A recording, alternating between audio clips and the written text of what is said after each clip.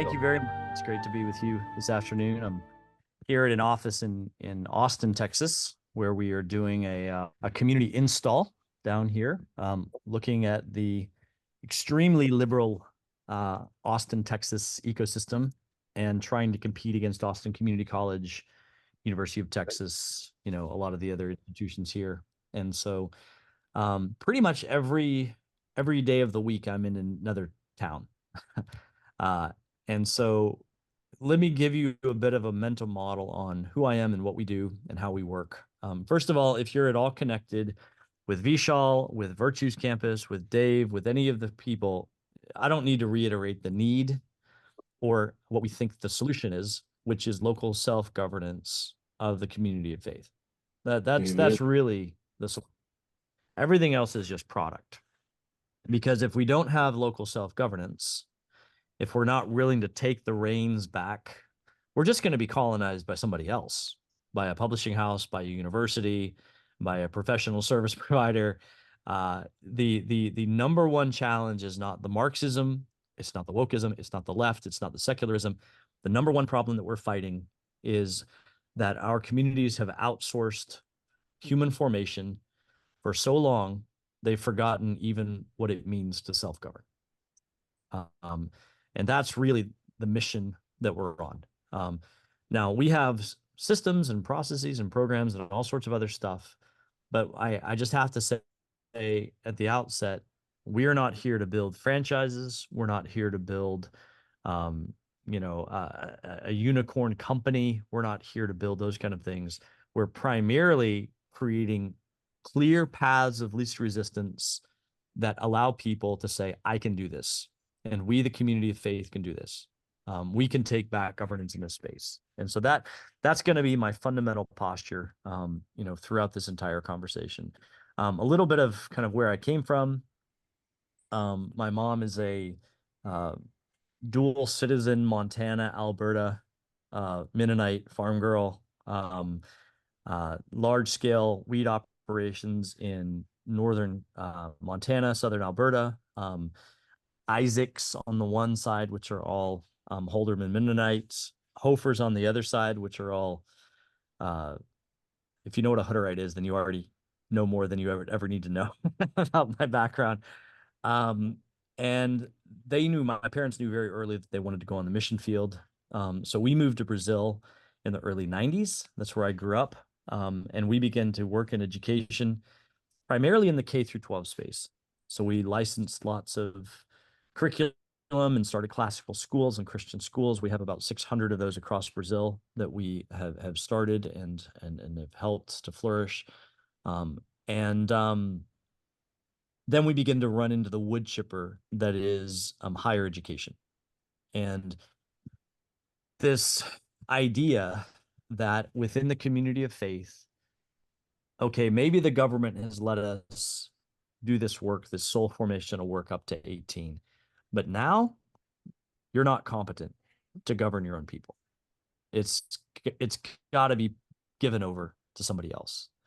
That's the constant narrative that we hear over and over again. And certainly in Brazil, in a highly Marxist, Paulo Freire-based educational system, these kids are not yours. These kids are ours. Give them to us, and we'll take it from here. That's the narrative across Brazil. I ended up going off to the University of Oxford, doing my studies in theology and classical texts. And a lot of my work there was thinking about how do you build local self-governing post-secondary educational ecosystems. Because K through 12, people can at least have some sort of model. But as you move into the post-secondary space, college, trade school, nursing, you name it, anything after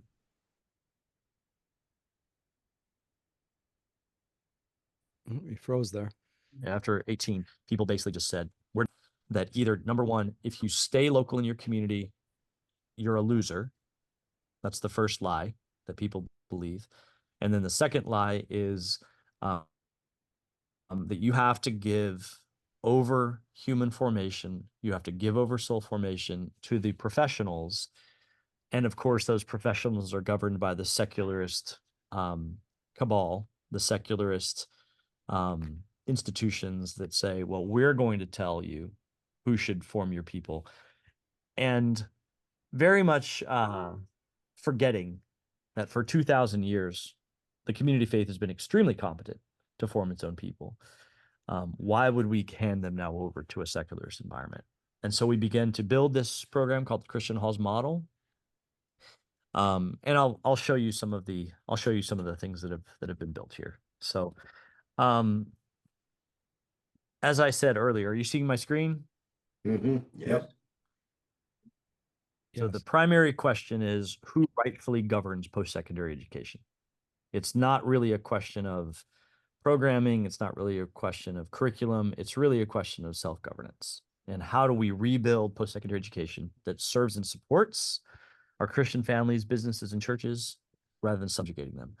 And so what we did is we built an ecosystem. We identified really 4 critical components to make this a large-scale, sustainable movement.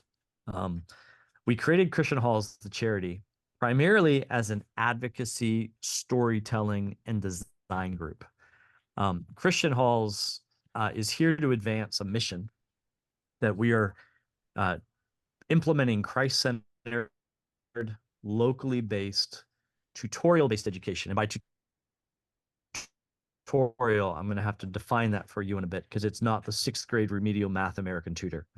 It's the Oxford and Cambridge mature, thoughtful tutor who's sitting with those students and engaging around the great questions. So Christ-centered, local, tutorial-based education in small groups. And we do that on 3 main pillars. First of all, education is fundamentally about soul formation. It's not just skill training. We are forming eternal souls. Lifelong formation with eternal consequences for this world and the next. And if we believe that soul formation is the heart of education, that two parents could come together and create perhaps the greatest example of the divine spark that he's given us, is the ability to create out of nothing, ex nihilo, an eternal soul that will last forever. No one else has been given this ability, and we have been given as parents the ability to form souls, to create souls. Therefore, the question mental. And we would say that the greatest task, the forming of these souls, should be governed primarily by Christian families and their communities, not by the state, not by woke professors, not by trade unions, but by the community of faith. That's our second great pillar. And then thirdly, within Christian Halls, we believe this self-governing soul formational model should be deployed for local flourishing. We want to leave behind a multi-generational legacy of local healthy families, churches, businesses, and civic enterprise. So we need to build a model that doesn't just extract all of our talent and our treasure away from our communities, which has been the primary model really for the last 250, back to an older model, the monastic model, the local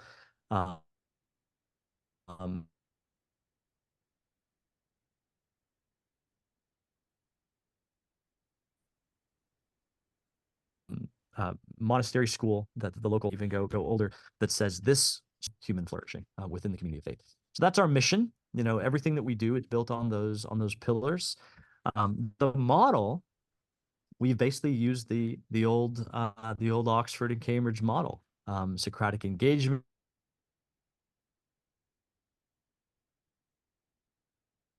It's really cutting in and out here, Nick. thoughtful dialogue, degree from a prestigious university, being instructed in their local college. Oh, are you losing me? Yes. Yep. Hey, Intermittently. Yep. let's see if we can get a better connection here. How long has it been cutting in and out, Scott? About 5 minutes. Okay, let me see if there's a. Like I said, I'm at the Austin office here, so I'm not quite sure where the.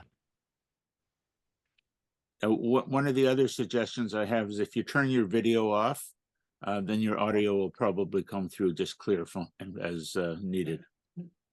Great. Let me reposition myself here. Just a bad connection.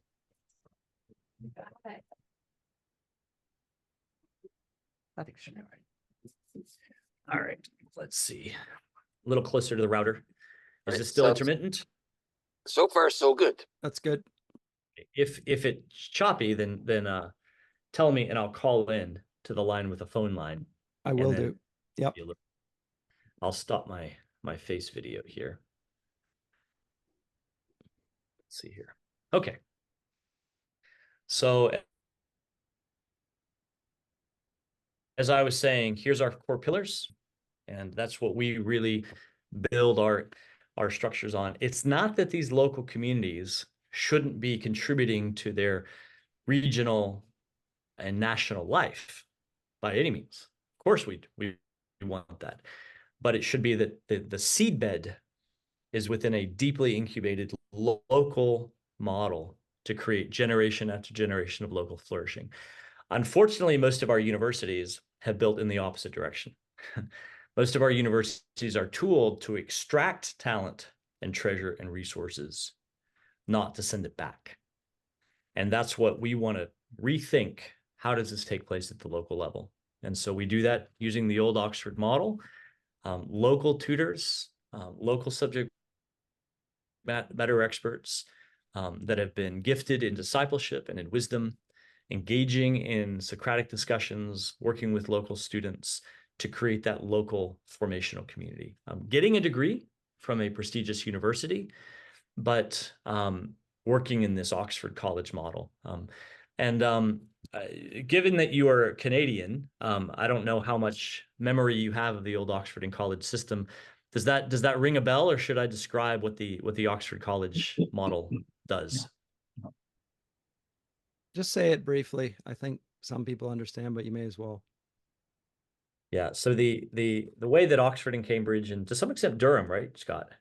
Yes. Works is that the students are getting their degree from the university. I'll just share my screen again. So here's Oxford. But there really is no centralized university. The university grants the degrees. They have obviously the Bodleian Library, but all of these local colleges are tutor-led colleges, and they all have their own specific focal points. And so the students are a member of the local college, Christ Church or Balliol or Oriel or those kind of things. But it's really that's a vestige of the older medieval model where these tutors are coming together, deeply investing in their members, but they're getting a degree from the university. And what we've done is we've partnered with now moving into about a dozen different universities with all their degrees. We have about 500 degrees that we can use. Undergraduate, master's, PhD, the trades. We've been pushing heavily into the skilled trades. And all of these programs are available. Oh, it cut out again.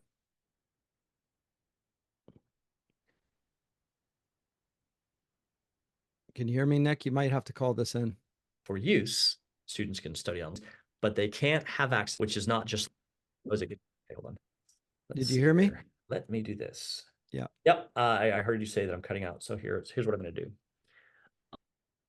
I am going to mute this. And yeah, let me in that other.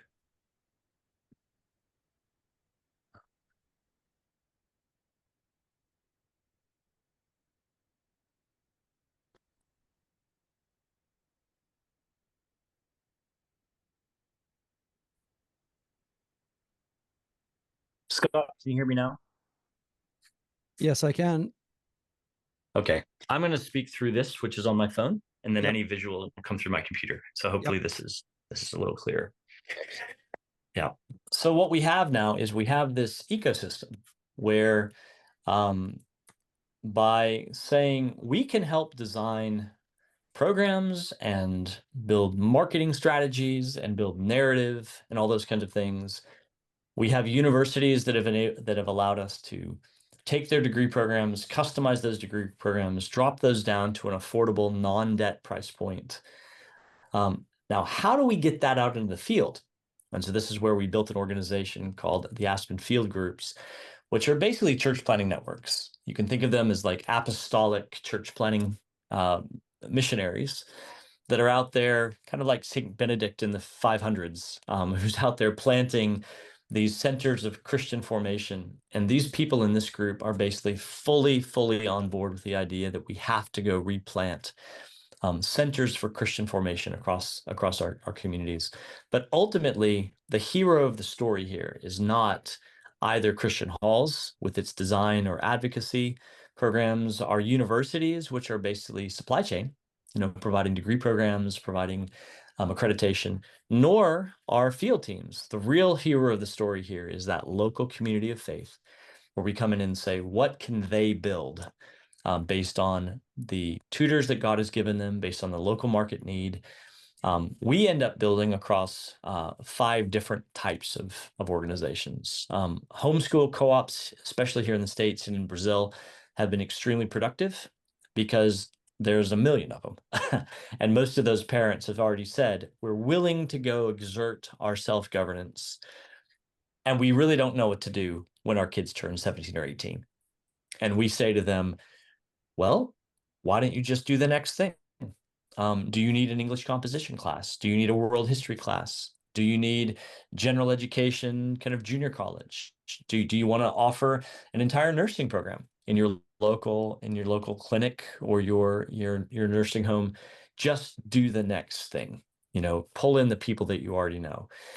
We also work with a number of classical Christian schools who have tremendous human resource capital. They have infrastructure, they have a brand name, and they've never thought about doing the next thing because they've for so long been used to self-validating by counting the numbers of students that they send from their classical school in Iowa off to Columbia in New York. And we have to convince them, actually, you're losing when you do that. You're not winning. So exert governance, go the next step. Use this human capital that you have, that God's given you, to form your community. And unfortunately, I would say our churches, which should hold the birthright here, are the ones that really don't quite know what to do with this because they've outsourced this for so long. They just don't really know what to do. And we're having to convince our churches to once again become centers of human formation and spiritual and whole life formation within the community of faith. So then what does this look like in practice? Depending on the community, depending on the region, we have various different programs that people end up building. So when I'm working with a classical Christian school, many of them are looking for that liberal arts, great texts approach because they've been doing this all the way through high school. And now they don't really know where to send their kids to, continue in this kind of great texts, Oxford style, Oxford great text approach. And so we built a degree program with 2 of our different universities where students can come in, read the great texts. Do you have a local tutor that loves the theological tradition? Great. We can provide the curriculum, but you, the local tutor, need to be able to sit with those kids on a Friday afternoon and ask the tough questions and read their essays and discuss and debate and work through questions of scripture and the church fathers, those kinds of things. Do you have a local person that loves philosophy? We do need to have really good professors. So this is why we work closely with guys like Scott Masson to say, we need people that are setting the syllabi and providing the lectures and those kind of things.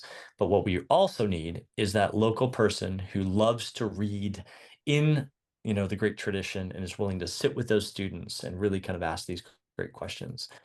Now, I had started to build programs primarily in this space, and then the community colleges and trade schools and junior colleges began, the students that were in these programs began to come to us and say, there are hundreds of thousands of us across these communities.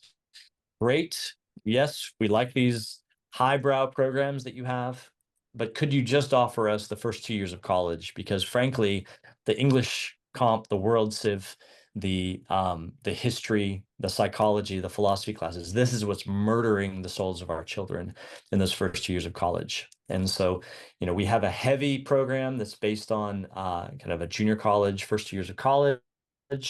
We have a teacher college that is just focused on providing degree programs in education. And in fact, most of our classical schools are actually taking that program.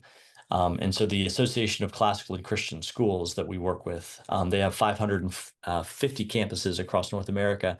And we have a contract to build a teacher college and a classical junior college on every one of those campuses. And so we're working with those and deciding, where do we start? How do we build out and scale?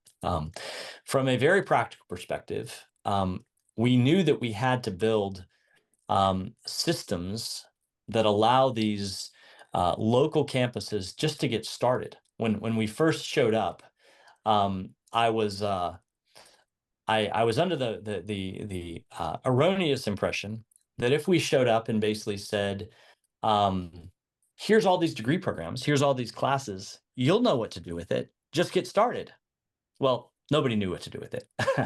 Nobody really knew how to get started. And so we invested a significant amount of our donor funds into a technology platform where the local director, the local tutors can come in and say, okay, what are the programs that we want to install here in this local hall?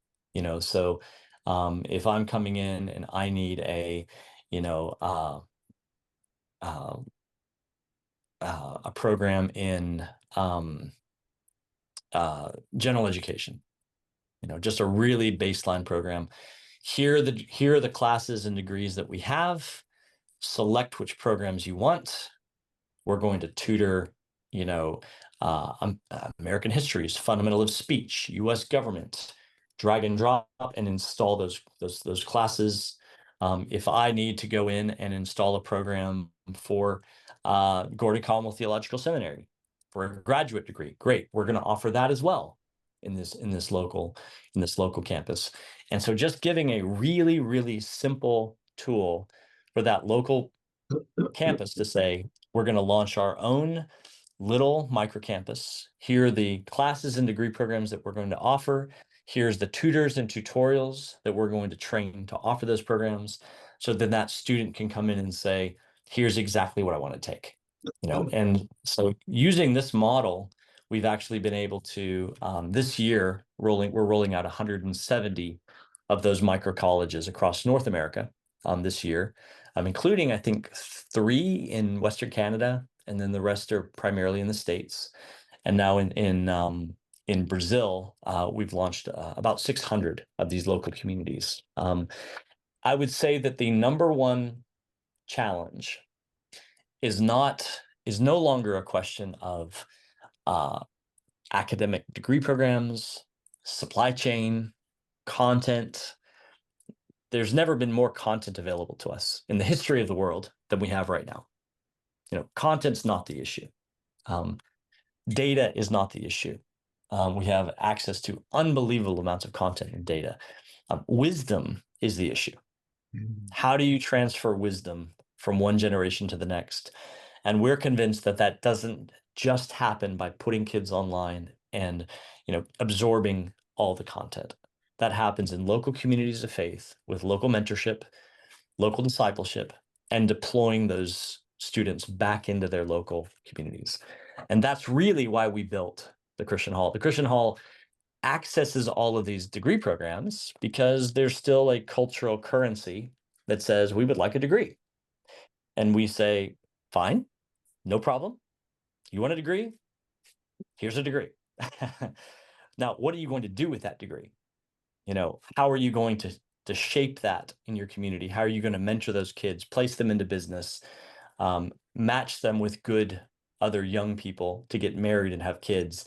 that's where the real work happens. But if we can keep those kids in these local communities, keep them attached to their church, keep with them within the faith of their fathers, marinate them within the great intellectual tradition that we have received, now we can actually start to win, when it comes to, shaping our families, our communities, and our countries. In summary, what have we done with Christian halls? Yes, we have a very large supply chain, 500 plus degrees, bachelor's through PhD, low cost, revenue share to the local community, financial sustainability. Yes, all that stuff is there. But that is only an incentive. We've created an incentive structure to say, you and your local community need to take up the reins once more of human formation. And what do you need? What training do you need? What platforms do you need? What structures do you need? Let's just clear out all the excuses and call you back into a position of courage, having the spiritual and moral courage to once again shape and form the souls of your own people, of your own next generations. So that is starting to grow internationally. I think what's interesting in the next phase is going to be how these independent halls start to affiliate in networks and federations, because they can't be alone, right? Even in the old, monastic days, these communities were not isolated. They were independent. They were self-governing, but they weren't isolated. They weren't out on an island. There was networks and relationships across all of these great centers of formation, exchange of professors, exchange of students, all sorts of things that were going on to create a network of self-governing, soul-forming communities. And I think that is going to be the next major question. So the ACNA, the Anglican Church of North America, when they divided from the Episcopal Church, they lost all their schools, they lost all their seminaries. And so it's been very interesting having their bishops come to us and say, not only what would it look like to build a historically Orthodox Anglican-infused clergy training program, because they've lost all their seminaries, but also what does it look like to create a local junior college, early college program infused within the Orthodox Anglican tradition. And they've actually told us, if we can build and work with them to build out these local educational structures, they can then plant a church on top of those junior college, inverting the actual structure, because there's massive demand for the early stage college piece. They've been trying to figure out how to plant churches without really having kind of any social capital to know, well, why would you plant another Anglican church? So we're actually inverting the structures. Instead of planting a Christian hall on an Anglican, church, because they don't have any, they're inverting it to say, let's go plant centers of human formation and then build a church, a clergy governed structure on top of that Christian hall. Those networks become extremely powerful, because now there are all of these exchange opportunities for leadership, for students, for exchange programs.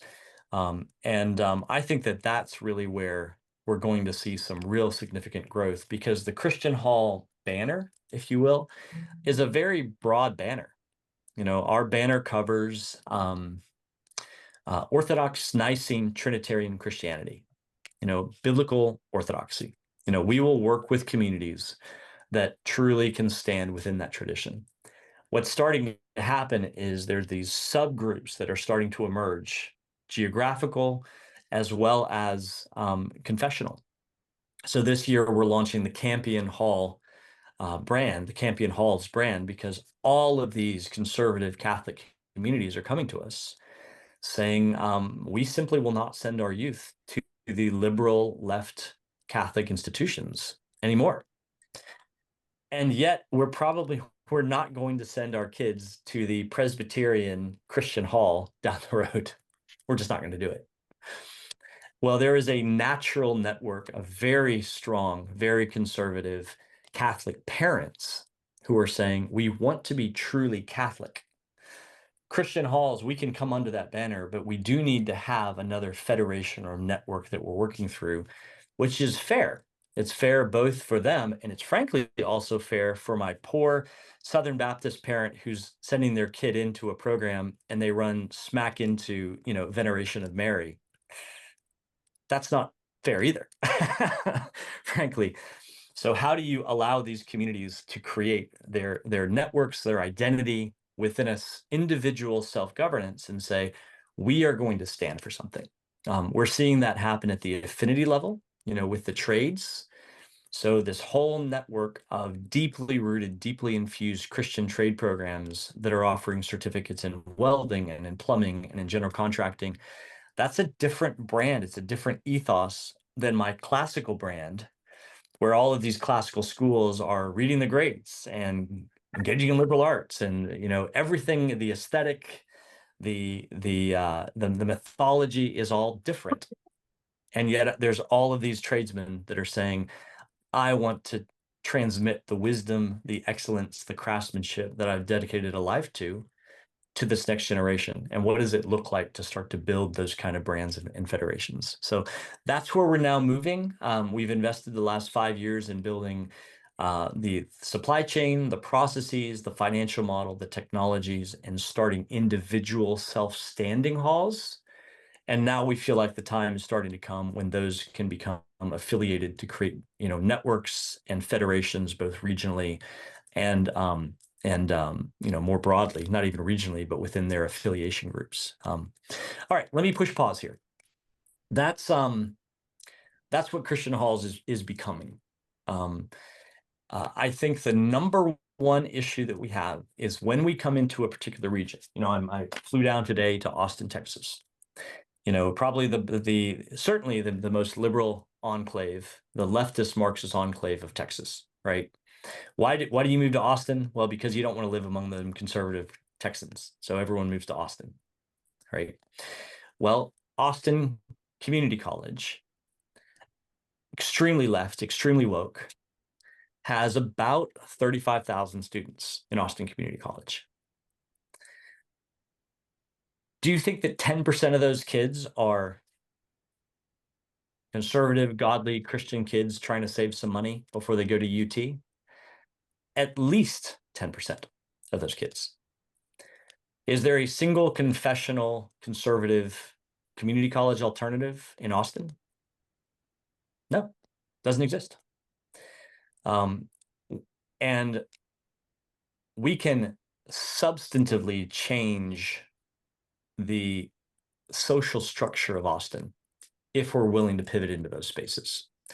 The question is who do I work with and who do I trust in Austin? That's the challenge. Because I can't come in and just say, hey, who would like a Christian hall? Half the people that stick their hand up first are exactly the people you don't want to work with. And so this is why kind of knowing and understanding your community, finding those wise elders at the city gate that you would say, this is who we work with. Never work with them. They've proven for 40 years that they've flaked and have absolutely no integrity. This is where the local networks become so important. And so when I think about, for example, Toronto, how do I enter the GTA and start to build trade programs, general education, junior colleges, competing down in Waterloo, you name it. Like as we start to kind of build that space out, who do we work with? Where are the churches? Where are the schools? Where are the businessmen that we can actually say, these people have proven over generations to be faithful. And we can actually put structures on top of them, because the problem is that the money, the power, the influence corrupts. Just does. And unless we build the structures around that to say, actually, we are going to find the people that we actually do trust, that are not corruptible, and we're going to give governance back over to them, the people that show up at my door first, unfortunately, are the ones that typically are looking for the power, the money, and the influence. And we need to really do a good job of looking at every one of our regions and deciding what does this look like if deployed to, for example, the GTA. So that would be my number one concern at this point. It's not really supply chain. It's not really technology. It's not really training. It's in a particular region. How do we work? With whom do we work? And what's our regional strategy to enter that community? Which is not that different than what we did on the mission field with church planting and all the other kind of stuff that we've done so well. Why have we done this so poorly in education? All right, let me pause there. I would love to not leave this meeting without what we're doing from a model perspective being absolutely clear. And so let me just say, first of all, because I know that there's a lot of big question marks over people's heads right now. Let me ask, what do we need to clarify in terms of the actual operational model of what is a Christian hall? And Don, I'll let you moderate. Excellent. Thank you, Nick. And just put up your hand and or indicate that you'd like to raise questions. Thank you, Nick, for an excellent overview. It's very, very exciting and encouraging, but very daunting too at first to kind of go. So it's important that you've done what you have done. Okay, I've got Scott and then Teresa. Okay, Scott, I'll let you go first. I know the answer, but Nick, do we need academics in the community, as in people with PhDs, in order for Christian Hall to be functioning? So do we need those people trained to the highest point of the profession to have a university in that area? Is that a requirement? Is it an option? Yeah, Are there different models? That's great. Thank you. Just toss that little softball right up and I'll whack it right across the park. Yeah, so let me talk about three different instructional models, that we can think about. The first one is when I show up to central Nebraska, Ord, Nebraska, very little town of about 600 people. And they called me because the parents in that community have said, we will never send our kids again to the University of Nebraska for the first 2 years of college. They're poison. They destroy the souls of our kids. We're never doing it again. And these are Husker fans, like Cornhusker fans, like love Nebraska football. They're like, we're never sending our kids to the University of Nebraska. Those first 2 years are absolute soul poison. And so they called me and they said, what can we do? How do we eradicate those first 2 years? They don't have any PhDs in that town, right? They don't have any credentialable professors. What they have is they have really competent, wise nurses, businessmen, and farmers. And they've got some pretty solid homeschool co-ops that run like, math, science, those kind of things. And so in that instructional model, I'm not trying to credential local professors. I have online professors that we've found, best of the best, guys like Scott Masson, who are saying, I already have really, really good content. I've been creating great content in, literature and the humanities for, more than a decade. Let those professors do their job, but the local tutors are there to ask the good questions, and we can actually give them helps. We can say, hey, you're gonna have 8 or maybe 16 weeks in a semester. Here are 16 really good questions that you should be asking. The kids during the week are studying online. On a Friday afternoon, they come in and spend 2 hours reading their essays, discussing, debating. That's the kind of frontline soul formational job of the tutor. In that case, we ask for subject matter competency. We would say, if you're going to launch a nursing program in your community, we don't ask for you to have a doctorate in nursing, but we would ask that you maybe be a retired nurse, that you can actually ask the really tough questions about how do you be healthy as a nurse? How do you not end up depressed and divorced and an alcoholic by the end of your career because you got, chewed up by the medical system? Those are roles that we would ask to find in the local community. So that would be instructional model 1, online professor, local subject matter competent tutor. Instructional model 2 is when you have somebody that's actually really, really good in a particular area. You know, maybe you have somebody that's gone away to Regent College and has studied theology and, you know, done all this stuff. They don't have a doctorate, but gosh, they really are quite good and they're competent to do a lot of the instruction. And we'd rather our kids not sit online all the way through the week, frankly. But that person's not really competent to be able to be credentialed as a professor at one of our universities. In that case, it's really a shared partnership. The professor at the university is saying to the local tutor, great, you're fully competent. You set the lesson plans. You tell us what you want to teach, and I'll work with you in terms of assessment and grading. And it's kind of a shared kind of a TA professor relationship. And then the third instructional model that we have is when we have those professors in that community that are willing to say, I'm going to take full responsibility for this class. I'm going to write the syllabus. I'm going to do the grading. In that case, they're actually hired by the university. The tutors are not. The tutors are hired. You know, they work for the local hall. We have a revenue share from tuition that goes to the hall to compensate those tutors. But the tutors work for the hall. They're not responsible at all to the university. The moment that you put on that professor hat, now you are working for the university. You know, now you are a credentialed, hired professor that answers to the department deans. And so those are the 3 kind of models, and they're basically stages of increased self-governance, quite frankly, if you think about it that way. The first level, well, I want to do this, but I don't really know how to create kind of an educational space. What's been really amazing to watch is how those early stage tutors in Brazil, for example, we have many of those tutors that started tutoring their way through a great books or liberal arts degree program, fell in love with it, are now finishing their master's degree. We have the first within the local Christian hall. Now our first 2 PhD graduates are graduating this year, because now they have the ability of taking back more and more and more self-governance, right? We're not trying to colonize these communities saying, well, you can only be the tutor, but we're the professor at the university. Rather, we're trying to build in long-term formational structures that say, how has God called you? You know, do you want to pursue a PhD? Gosh, you know, the narrative right now in the academy, as Scott knows, and those of us who are in the academy, is we don't need more PhDs. There's no more spots. Nobody should get a PhD, right? Because, you know, it's going to be a terrible life.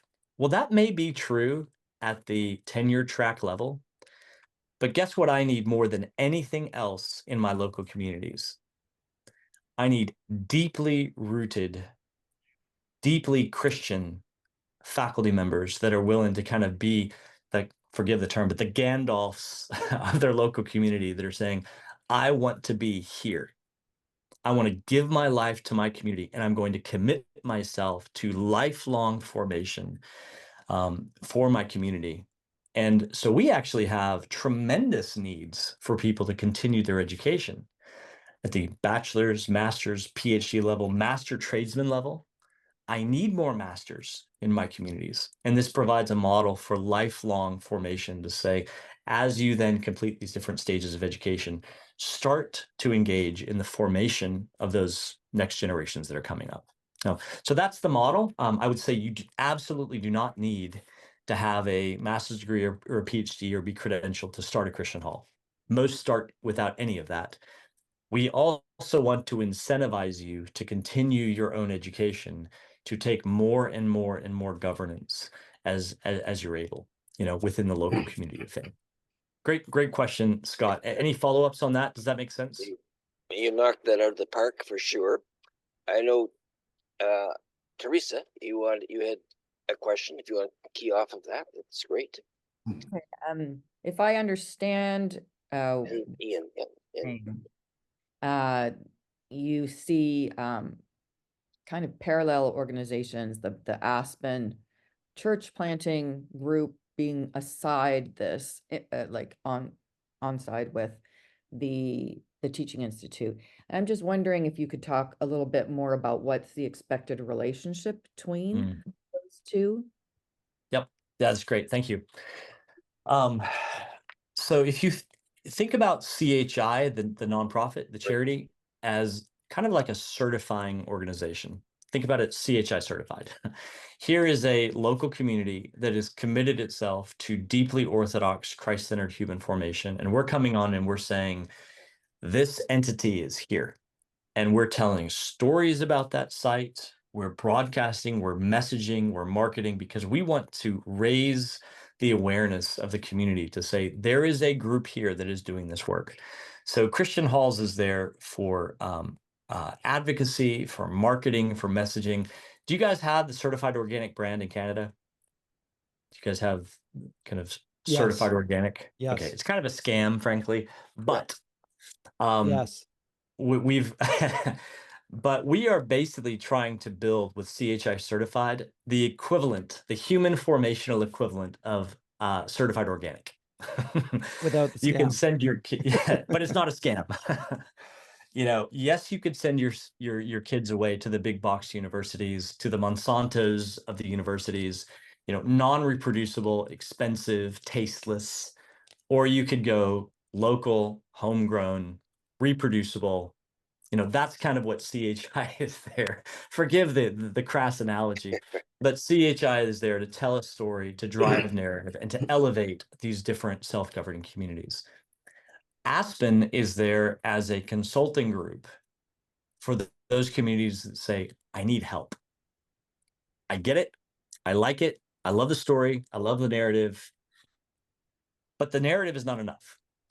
You know, you're telling me this story. I don't know how to go do it. And so that's where we knew that we had to get people in the field, not just theoreticians, not just academics, not just storytellers, missionaries, frankly, intellectual missionaries who are willing to go and do the hard work with a local church, have no governance, have no ownership, and leave a legacy behind them of faithful, multi-generational flourishing communities. That is the call to be a part of the Aspen team. Thankless in this world, with what we hope is a treasure for the next world. And in fact, we're finding people, interestingly enough, who feel called to that missional work and just simply have not felt called to plant churches. But they want to be investing in, you know, the deep, rich Christian intellectual tradition, and they don't want to give their lifeblood to a secular university, because the sense is that I'm giving my life to this institution, and it's not worth it. My life is worth more. And so that's where the Aspen group that we've been building up is, you know, we're deploying now really hundreds of these people across Brazil, East Africa, North America, to go and train these Christian halls. There is no requirement that a local community use those people. It's not a franchise. There's no contractual relationship. It's there to provide training. How does the relationship between CHI and the local site work? We ask people to sign a broad Nicene Trinitarian Orthodox Confession of Faith that says we are going to remain faithful to the faith within the various traditions that we operate: Catholic, Baptist, Pentecostal, Protestant, you know, Mennonite, whatever it is. We do not get to shut them down, but we can pull our product. We can say our price reductions, access to our universities, access to our programs, your faithfulness is allows you to have access to the different services that we offer. You want to go do this on your own? You know, you want to go and compromise? Well, we're going to pull this. We're going to pull our programs. We're going to pull our certification. So there is accountability, but accountability that is incentivizing self-governance. We don't want to build accountability that creates franchises, that is owned, because it just won't work. It will at some point, either politically, we will be destroyed as an organization. You know, you create a centralized structure, we will eventually be compromised. And that's why it's so critically important that this is a distributed self-governing model. And yet we have to find accountability within that structure. And so that's the balance that we're trying to walk between Aspen, CHI, and the local site.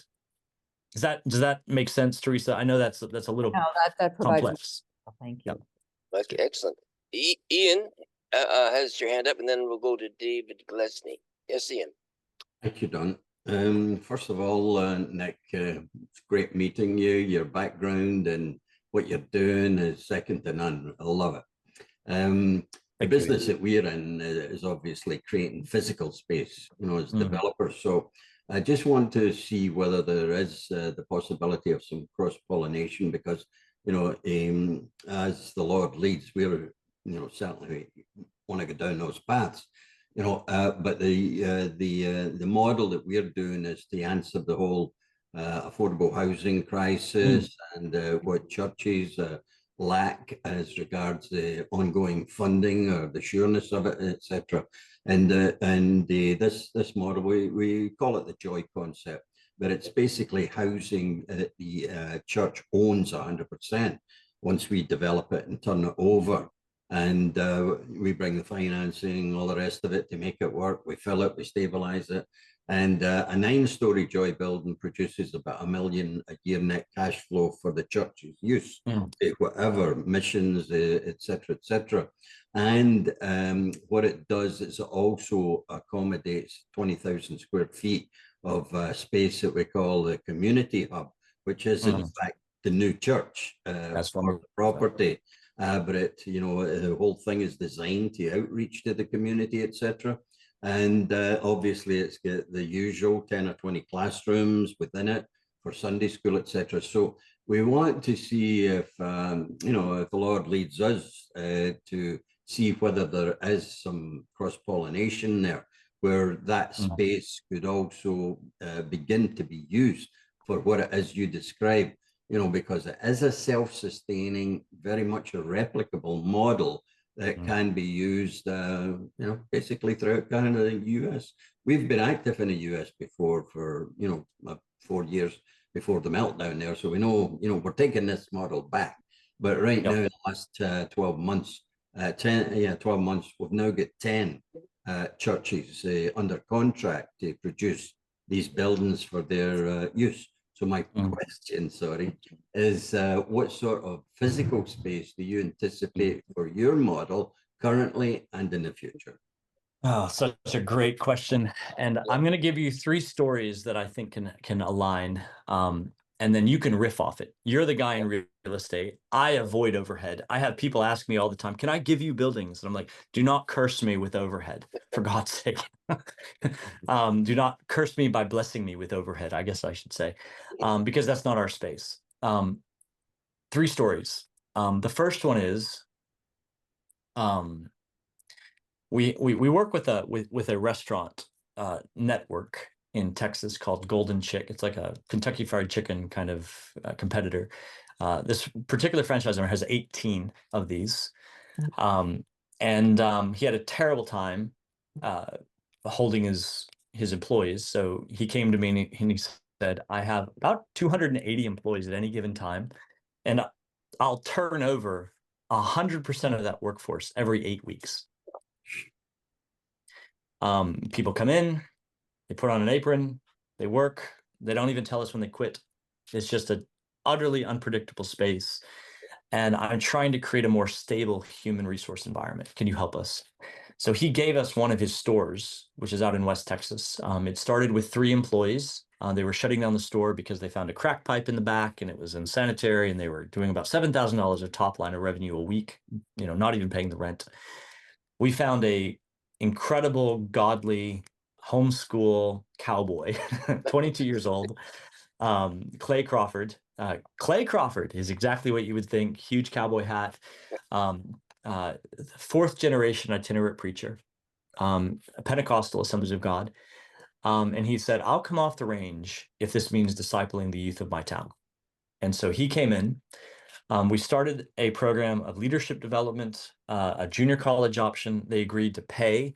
So at $100 a credit hour, it's about $2,000 a year of college tuition. They agreed to pay that per student as a bonus if they stayed.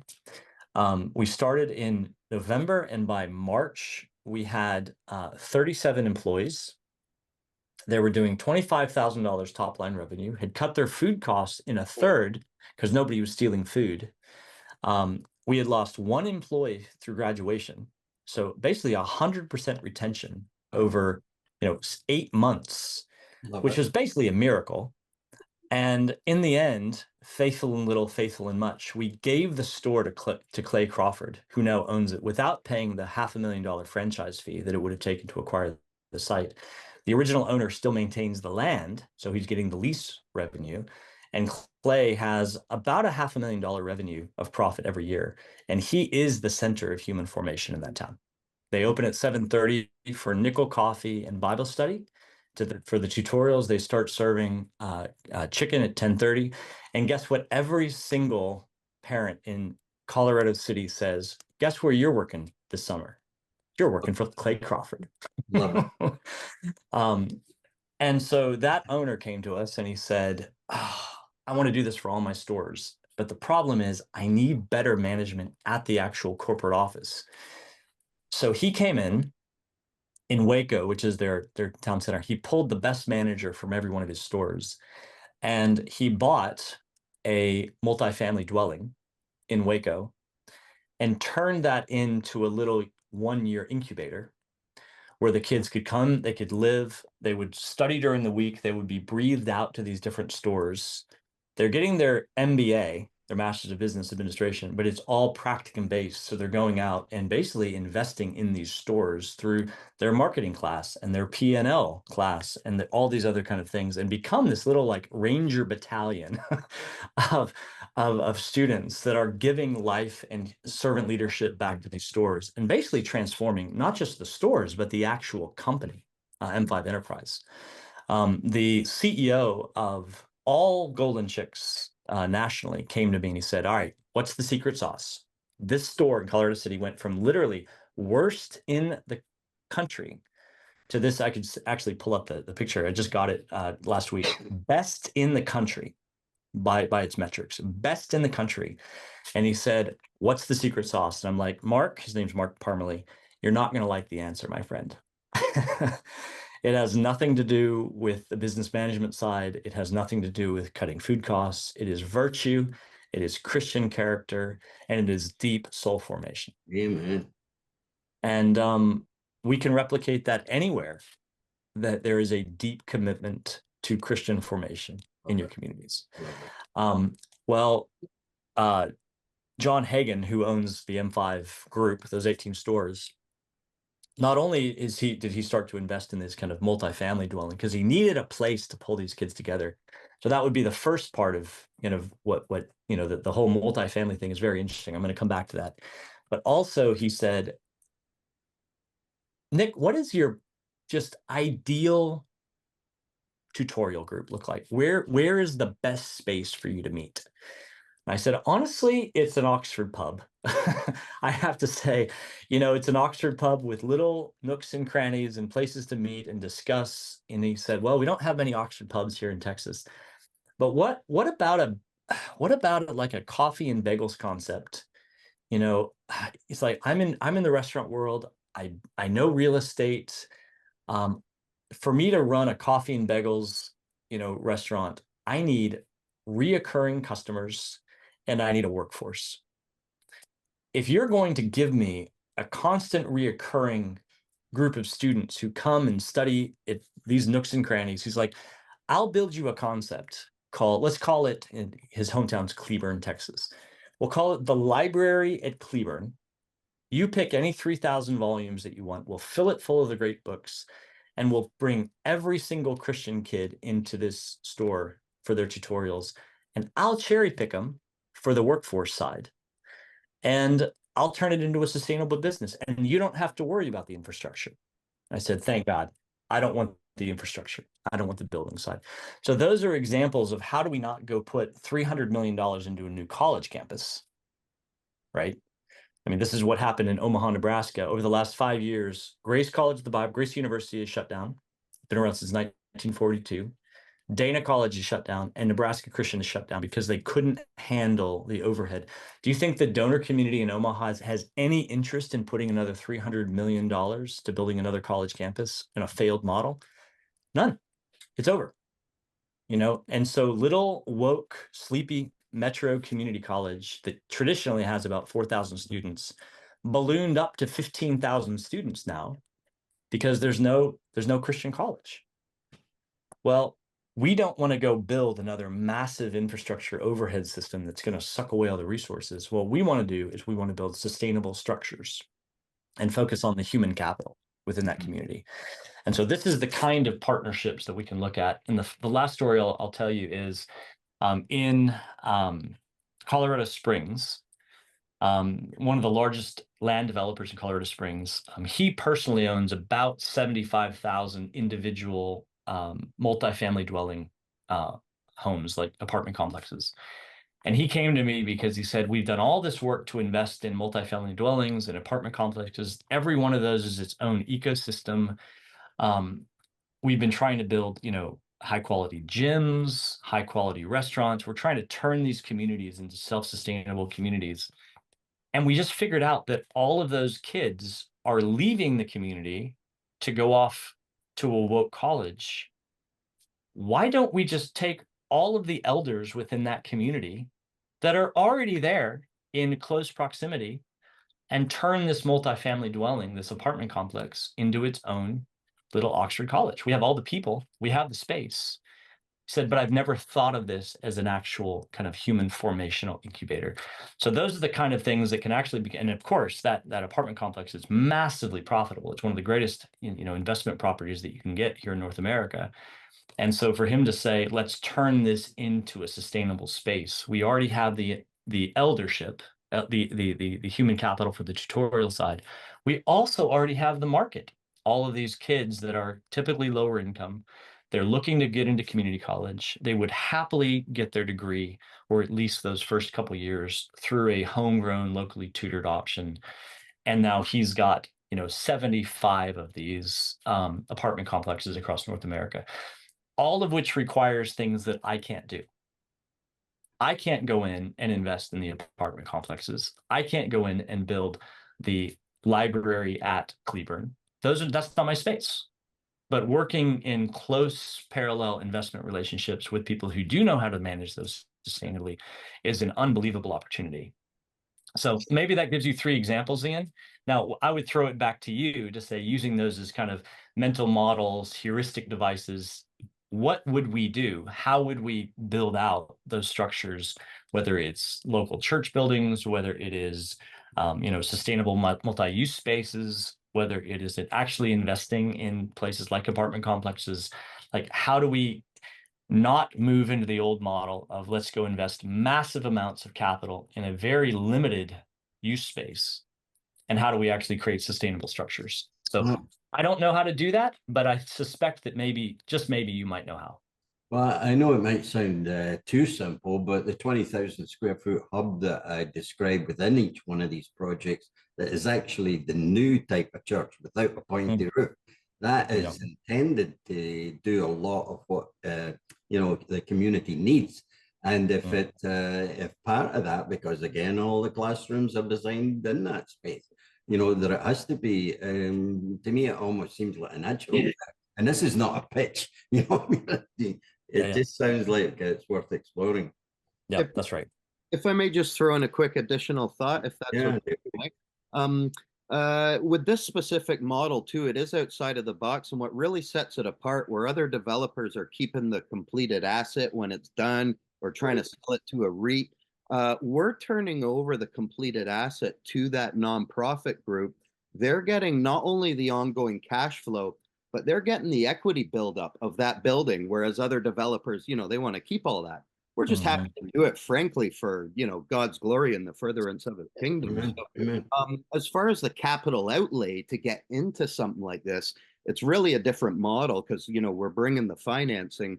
And as far as the ongoing, let's say, tenants and toilets headaches of running apartments, we have, you know, an agreement right now in its initial stages with a national property management company that they oversee the actual operation of the, the seniors affordable rental. And the church basically just sits back, keeps operating like they would, and they get now extra capital to do their programs. Basically, it's for other outside community groups, possibly educational groups that want to meet multiple times a week. They then come in and use that space when it's, not being used for Sunday service. That's beautiful. And sorry, Nick, That's beautiful. Just quickly to add to that, one of the items. Oh, sorry. Sorry, just to add to that, one of the items that's needed in Canada to qualify, under a charity, there's 4, and one of them is the advancement of education. So that checks one of the boxes that we would use. Yep. That's great. So, I mean, this is exactly the kind of design. I'll actually show you just one example. From a cash flow perspective, it is so. This is the Ambrose School up in Boise. They have a really solid presence. They have 5 different campuses. What we do is not only do we negotiate the tuition price point down, so it's a non-debt pay-as-you-go approach. So the associate's like 2-year example, that would be about $7,500 a year that a typical student would pay without scholarships. Wow. From a top tier Christian university, that would typically be up in the $55,000 to $75,000 a year range. So we're negotiating the revenue down, and we're giving 25% of that revenue to the local site, and then they have the ability to upcharge beyond that if they need to generate more cash flow. Well, so in Boise, just the Treasure Valley, just the 2-year college market in Boise has about 27,000 students, which would be about a $50 million a year market opportunity for this school network to come in and start to scrape students off. Let's just say that they get 10% of that. It's still about a $4 million a year revenue without upcharging a dime. Just the retail percentage that they get off of this tuition can come in, and that's where you can start to build sustainable revenue for facilities and those kinds of other things. And so this is where our business minds actually need to get together on this stuff to say, how do you build long-term sustainable structures? Maybe it's one of those things where you guys come in and capitalize the initial building, but then part of that revenue comes back to pay back the initial capital outlay. And then once they have an asset, now they have an ongoing long-term revenue stream from the tuition side, and also they have a physical asset. So that's the kind of stuff that we actually need to do. The problem is nobody's done this stuff before. The academy is just terrible at this. The church and the academy are the 2 institutions that are the most unbelievably irresponsible when it comes to capital and management. And so how do we bring those together and really kind of rethink both, church-based management and finances and the educational space, and make both of them sustainable? Although this current model is a not-for-profit or non-profit, for 40 years we've been a for-profit developer. So that's how we think, but now on a not-for-profit basis. So that's good.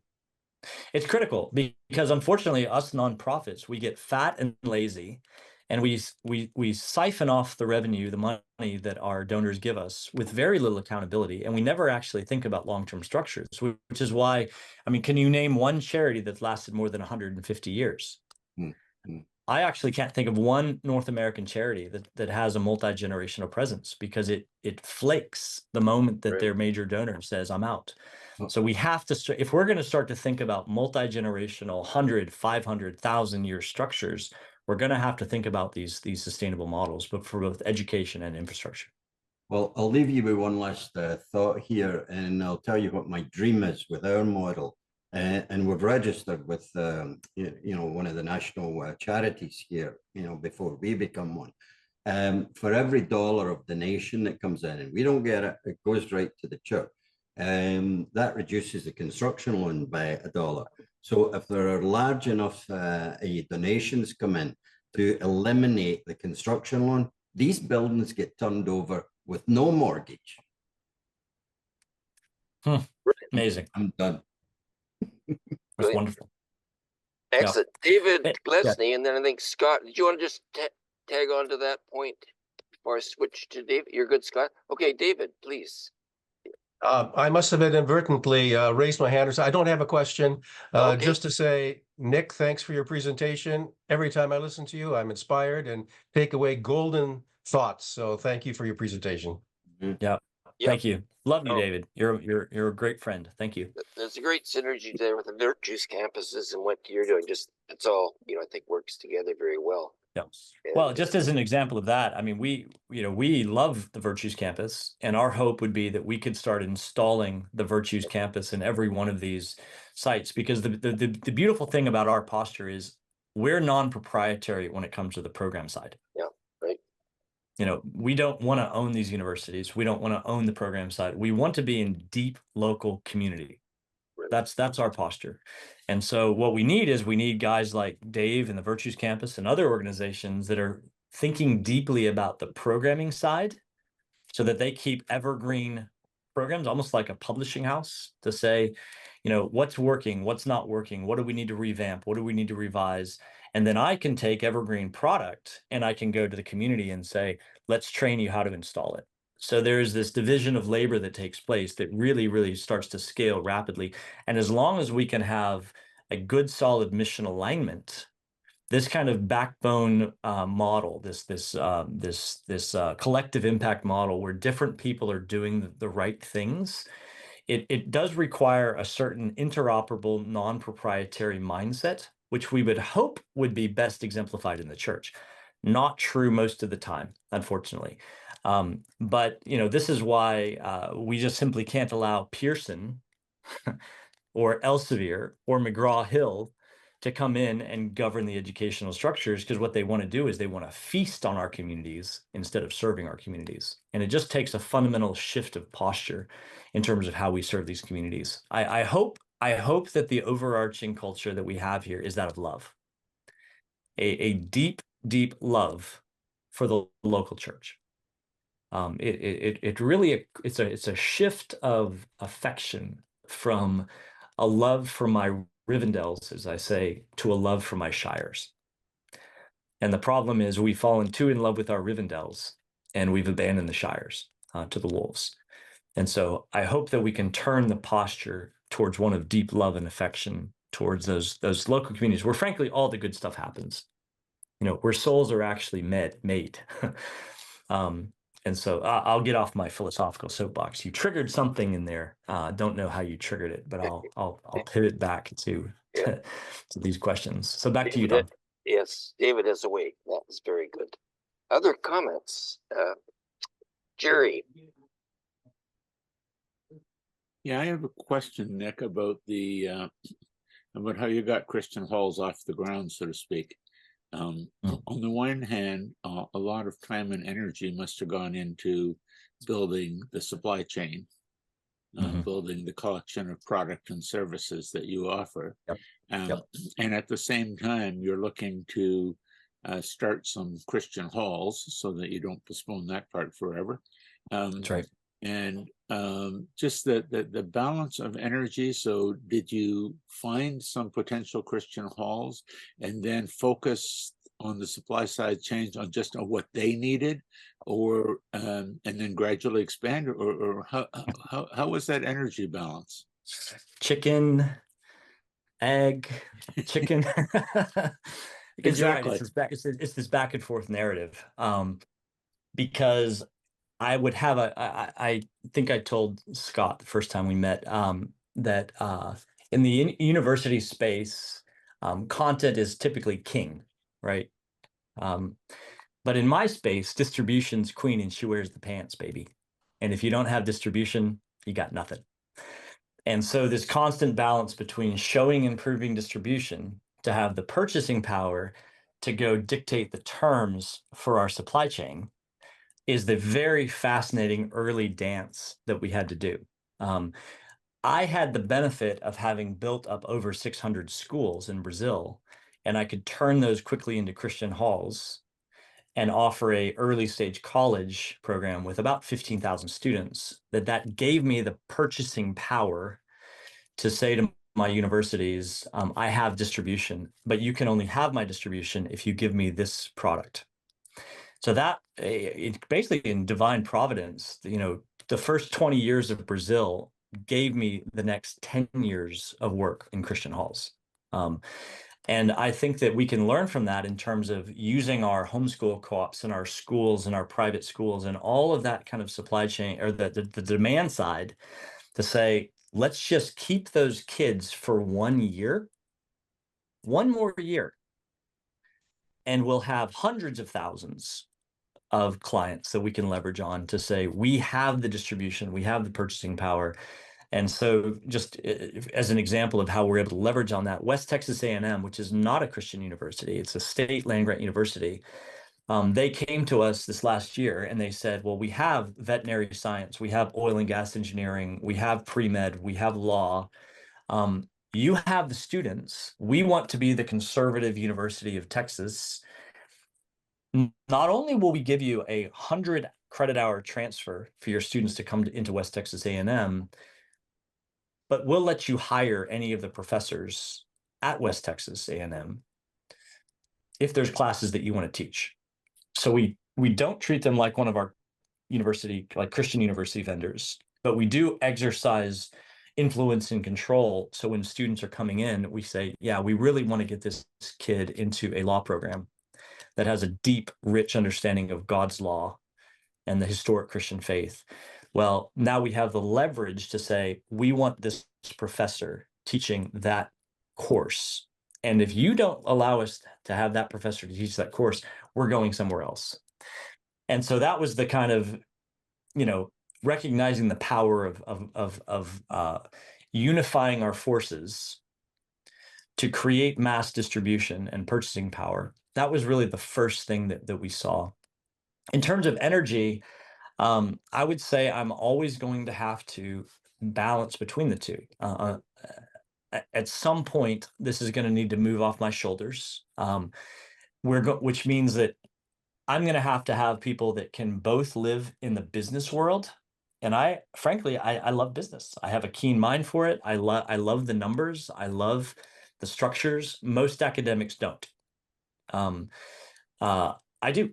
And that's just a divine gift, I guess. I also love the academy, and I'm pretty good at it, which means I was able to walk into, president's offices and flex the Oxford Cambridge badge and say, hey, we're not going to create a shame environment for your universities. Because what are my universities wanting? They're wanting to avoid shame, right?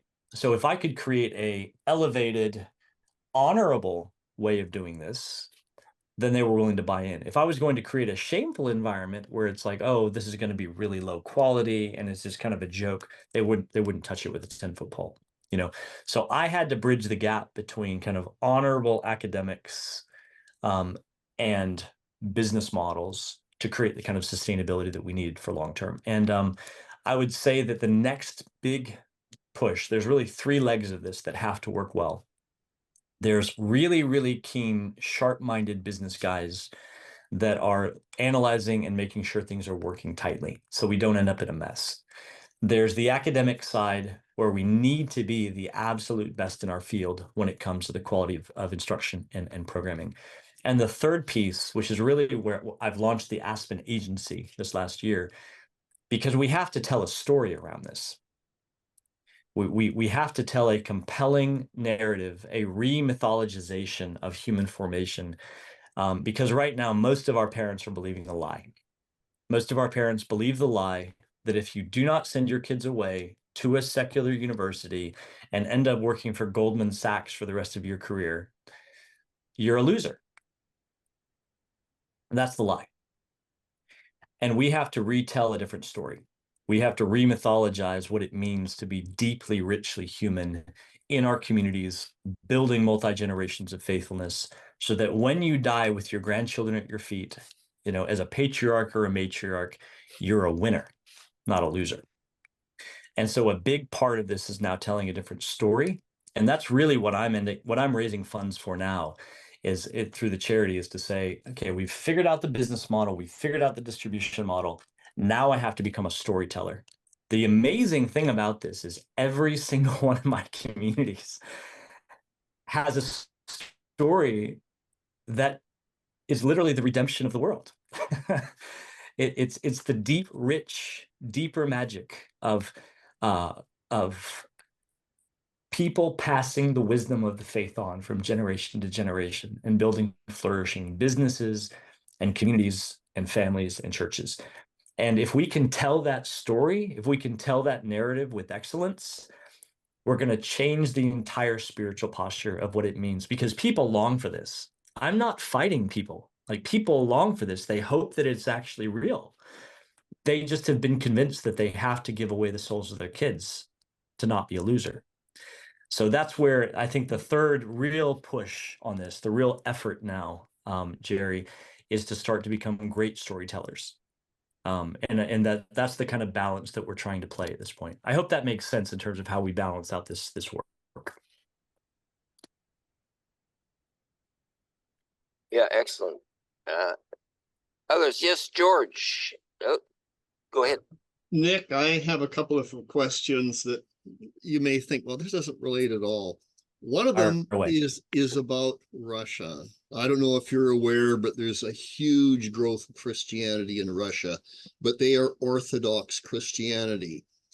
Yep. Would you be willing to, in theory, work with Orthodox churches? Yeah, the easy answer to that is I don't get to govern that community. The same reason that we said to our conservative Roman Catholic communities. So I have a 900-person Tridentine Mass, Latin Mass community in Plano, Texas, that have basically said, we're not going to be under Pope Francis. Like, so are you reforming? Like, no, we don't use that word. Like, well, what are you? Are you Protestant? No, we're Catholic. We're deeply, richly Catholic, but we hate the Pope. I'm like, okay, what do I do? How do I serve you? They're like, just give us the ability to self-govern the formation of our own. Well, we got an echo here. Yeah, Scott, you need to mute yourself. Mute. There we go. There we go. That was Scott. And so we would have been very happy for them to come under the Christian Halls banner. But actually what we ended up having to do, George, is we're creating the Campion Halls brand, which is clearly and visibly Catholic. Okay. And so we now have multiple groups, especially in Omaha and across the Great Plains, who are deeply Greek Orthodox and are basically asking us to do the same thing. I would much rather those families truly and biblically govern the formation of their own people rather than send them to the University of Nebraska. Am I Greek Orthodox? No. Are they under Nicene Trinitarian faithfulness and orthodoxy? I believe they truly are. The group that we have really had the biggest problem with, frankly, you may not have the same dynamics in Canada, but what do you think is the single greatest, most active, most missionary-minded, most conservative religious, socio-religious group in North America that's coming to us begging for a Christian hall? Southern Baptists? No, no idea. They don't know. They have no idea what to do with this. The poor Southern Baptists. Yeah. Anybody else want to guess? Pentecostal. Mormons? It's Mormons. I thought it was Mormons. It's the Mormons. That was a trick question. It's the Mormons.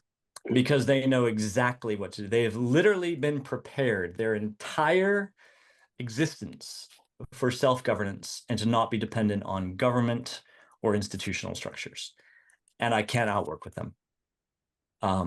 And we've just simply said our boundary is Trinitarian Nicene Orthodoxy.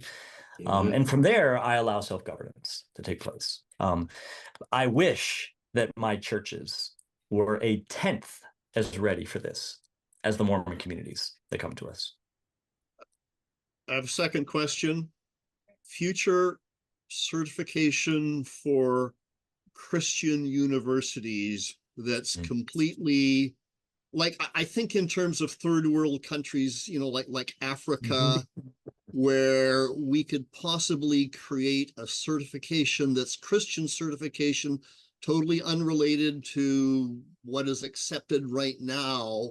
But in the long run, everybody would want to get the Christian certification because it's so much superior to the certification that we get do you have any plans for that? Mm-hmm. Yeah. Well, we have to be planning for it. Right now, the market has a tough time digesting it. The market has a tough time accepting new universities, new accredited universities, those kind of things. The market is shifting, and it's primarily shifting towards the trades, actually. There's a recognition that the skilled trades have been criminally undertaught. And what's even worse, what I believe is truly a sin, actually, is the pivot in the 50s and 60s in North America from my confessional Christian trade schools into the four-year degree programs, because they followed the money of the GI Bill of government funding. And so you have, in the state of Texas, you don't have a single confessional Christian trade school. And it's maybe the single greatest need that we have in our population. HVAC, welding, plumbing, electrical, general contracting, project management, you name it. Is there a single Christian institution offering those? No. There might be 3 that we've mapped in all of North America, which is just appalling. And so I think that pivoting into those spaces first is a wide open space. And then we are seeing the collapse of the institutional structures at least in North America. I don't know if you know the stats, but we finally reached 2 a week. We're shutting down 2 private colleges every week in North America as of 3 months ago.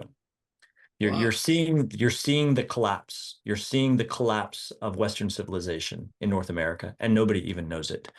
And so I think that there will be some space for those kind of things. I would say probably right now, the easiest thing is to just use existing universities that we've acquired as the certification or accrediting wrappers. And then the way that we bring costs down, for example, in Brazil, we have basically found every conservative Christian PhD in Brazil. And we put them into a teacher pool, and then we second them to our universities as their professors. But then the cost of goods, the cost of instruction is in reais. So it's tagged to the national currency, which means that every time you see this exchange rate shift, right, you don't lose all of your students because there was a 30%, 50%, 200% bump in price point between the dollar and the real or the peso or whatever. And so what that does is it actually decolonizes the national structures. It actually provides a space for people to get trained and to teach their own, instead of this current model, which is the current fad, which is institutions of North America coming in saying, yes, we'll take your students, but we have no role for you as the professors, which means you have to charge in dollar. It creates a non-sustainable financial model. It destabilizes the entire business operation, and it colonizes the local community. And it's bad. And so I think that the way forward is like what we've done in Brazil, which is to basically allow self-governance in the local community. And then, we end up paying about a 30% profit margin to the university. So it doesn't really matter what the price point is. Exchange rates go down, more profit margin. Exchange rates go up, lower profit margin. But we have all of the cost of goods, all the instructional cost of goods indigenized to the local nation, which means that we can go out and do some really spectacular growth without getting over leveraged on the dollar, exchange rate. Again, this is why we've got to get the business guys involved in this stuff, because this is just like bread and butter. Like, this is not difficult math. It's just that most of my institutions are like, no, you have to use our professors. Why? Well, because that's what we have. You have to use our professors. Well, but why? And they've never thought these things through. And then they'll invest, hundreds and hundreds of thousands of dollars to enter a market like Brazil. And then the first time, so when COVID started, before COVID started in Brazil, it was a 2-to-1 exchange rate. And one of our competitive universities was in there, Christian universities, was trying to launch US dollar-based operations in Brazil. 2 months after COVID hit, we were at 6-to-1 dollar to real. So they had a 3x, a 300% jump of tuition. What do you think happened to their national operations? They evaporated. They're gone. $500,000 of investment gone in 2 months because every student dropped. Because of course they can't absorb a 300% increase of their tuition. That's the kind of structures that we need to think about. What it does mean is we need to invest heavily in local indigenous training, George. That's what I would say. If we can invest heavily in local indigenous training, then we can actually domesticate and decolonize the entire structures that we build in these countries. I could spend hours on this, so I'm going to be careful because this is kind of my bread and butter, right? International work. We certainly want to have a growth mindset in the international space. Obviously started in Brazil, we're moving into Argentina.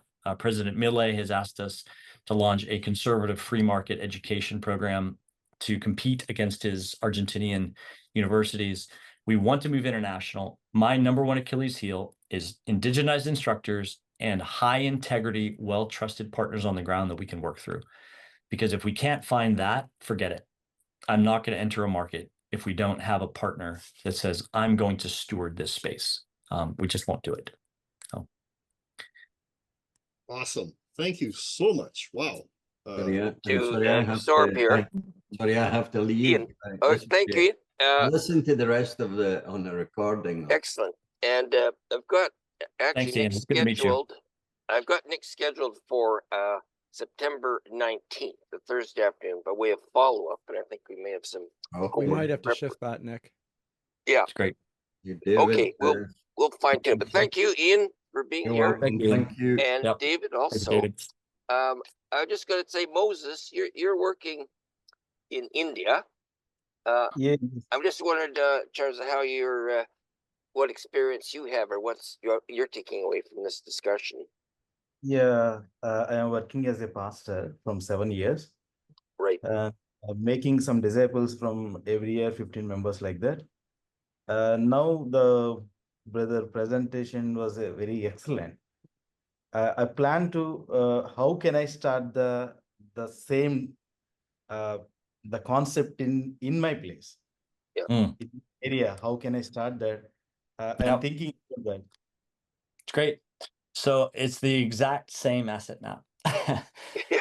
What's the market? What's the product? Who do we work through? Do you want to use US universities? Okay, then we need to find the right price point and the right people. Do we want to use Indian universities? Also fine. I don't know the market. Right. So we need to look at supply chain. We need to look at distribution. We need to look at operations and have an operational, organizational, and financial strategy. If we can build those things, then we can launch into any market.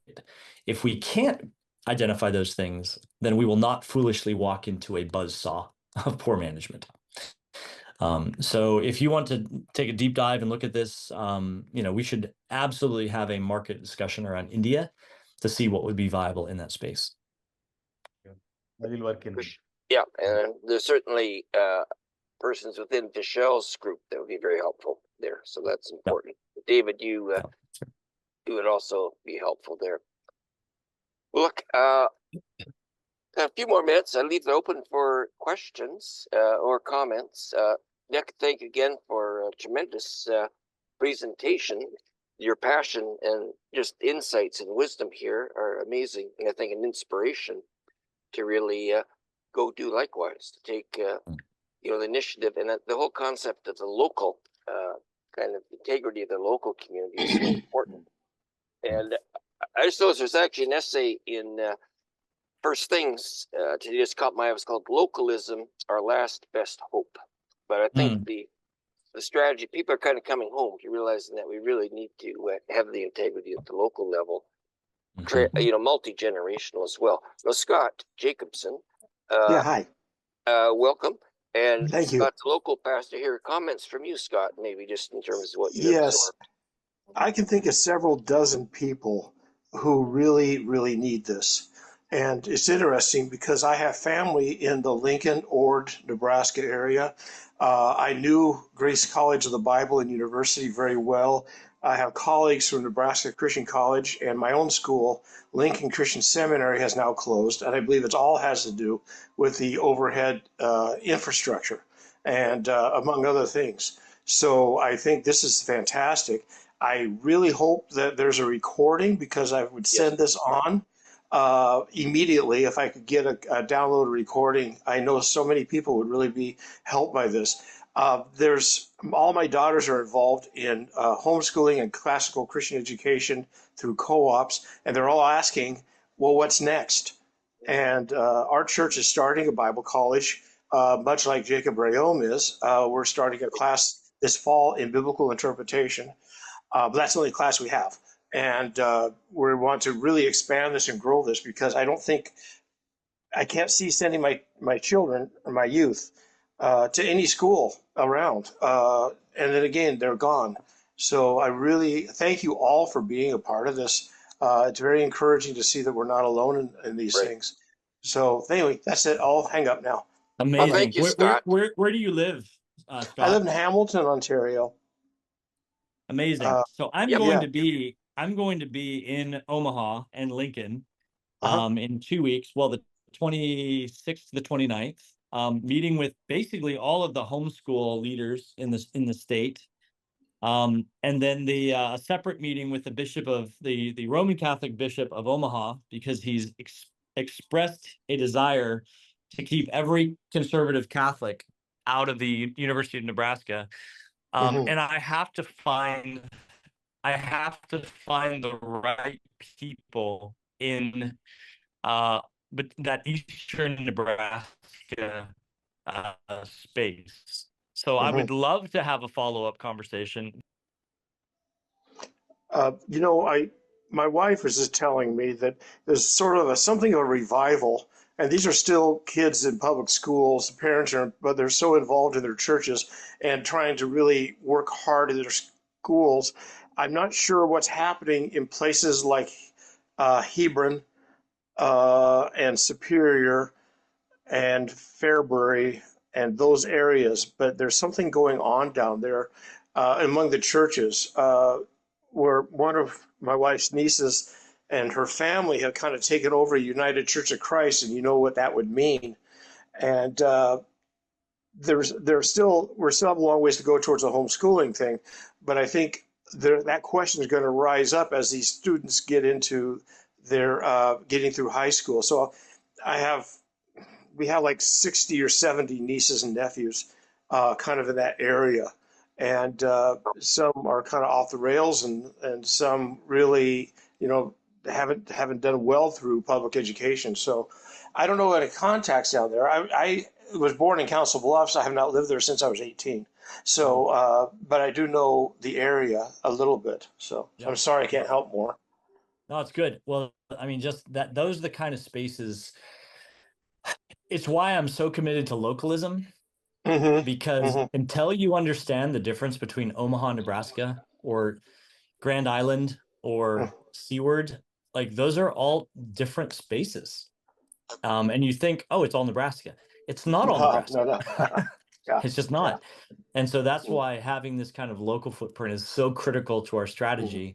And I really do think it probably corresponds with the collapse of the megachurch, the collapse of the large globalist structures, where people are just saying a lot of this just is not working. How do we pivot back into local self-governance? Yes. So that's good. Well, thank you. That's great, Scott. Thank you so much. I will be in touch with you, but I really hope that, Don, you could get this available soon online so I can download it. It is being recorded. I know. Okay. Thank you. You're muted, Don. I'm so trying to be so good and mute myself here. Yeah, so I can make the just the kind of raw recording available fairly soon. Make sure, I think I have all your emails, but if you're not sure, just put your email in the chat. And there's a lot of additional material to follow up from the session, and we will do a session in September. I guess the date may yet to be determined, but I think by way of really taking the challenge, how is it that we can get a beachhead here in our region? Southern Ontario. That's what I wanted to say, Dawn. At the conclusion of this, the purpose of this Yes. was local. Yes, I indeed. mean, I realize people have joined in from other areas outside of this area, but the purpose was to launch a local, or at least a regional network here in southwestern Ontario. And there were people from different places here today that I knew, but all the same, this is Nick presented it this way as well. We need to tell this story to the people that we know. Yep. and then consider a plan of action, how to mobilize this and make this happen. But it takes a while. Like when I was listening to this, probably for, I don't know how many times I've heard this now, Nick, but it seems to me this is a civilizational moment. It's not just it's not just a model, it's a pivot towards an older model, but using the modern, very modern technologies, and it's going against the grain of 2 centuries of urbanization plus the public school mass assembly line approach to education, away from soul formation and increasingly towards propaganda. And this is going in the exact opposite direction. And it seems to me that it's most encouraging to me is the your awareness of the problems of sin and power and money, which destabilize so many things. And I think that that's the thing that touches me, and I think is persuasive to other people, is the recognition of what the real challenges are. And those are just, some of them are logistical, but some of them are the problems of our sinful nature. Yeah, that's right. I put a link in, Scott, to the chat of that Turning Point presentation that I gave. And I think, you know, when you saw it, you said, I think the right thing. Okay, this is not just about the Oxford tutorial model. That's an instrument that we use. This is a societal pivot to local self-governance, to deep multi-generational soul formation. And it's a fundamental different myth, a different narrative that we're talking about. And I'd encourage you guys to watch that video. I got a I received a call from Charlie Kirk, who's the organizer of that conference, 4 days before. So I literally wrote the speech on the way over. So it's not quite as polished as I wish it would, as it will be soon, but it gives kind of in a tight presentation what I actually think the problem is. And Scott's right. The problem is not what we think the problem is. You know, there's a different underlying problem that we're getting at, of what it means to be human, you know, what it means to be civilized, and how to act as the community of faith. The educational thing is a hook. It's a wrapper that the educational industrial complex and our globalist society has used to strip away community-based self-governance of human formation. So really resonate with what Scott just said. And some people will get that and still take advantage of what we're doing. But I think the people who really come on board are the ones who understand that we're really trying to reshape the way civilization actually works, for the next epoch. Because I think we are at a stage right now. We all feel it. There's this shifting of the age that's taking place.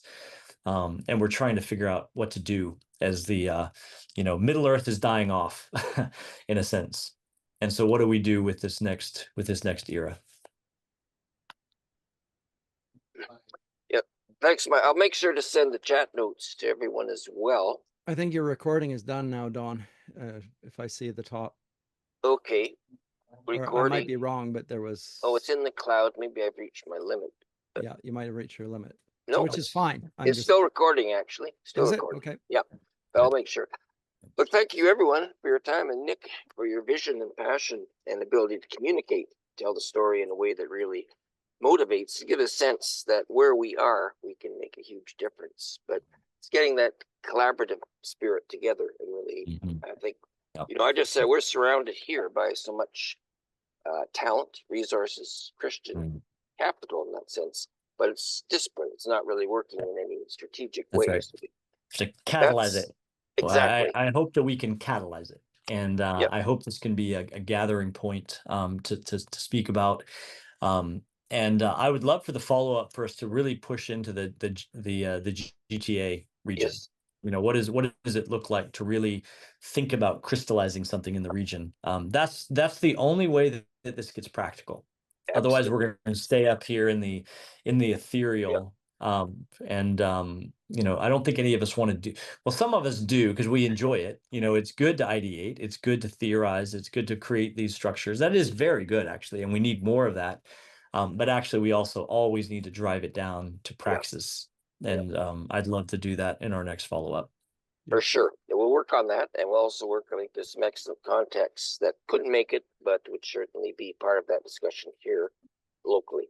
All right, well, look, I will thank you so much, then, Thanks, Don. Nick, and everyone, and I will send the chat notes and at least the recording, unpolished, out probably tomorrow. I'll get it to you, but there's a lot Very there. And I've got an Wonderful. Anglican, or actually an Episcopal priest here locally that would jump at this. He would be really excited. That's really something that I'll get him involved. He couldn't make it today, but he will be in the next discussion. All right, well, everyone, thank you so Nick. much. Thank you, Don. Blessings, and Nick, and we will again talk soon. We'll do some follow-up notes with you as well. Very good. All right, Thank you I'm very glad much. you got Thank you. I'm glad you got the Wi-Fi.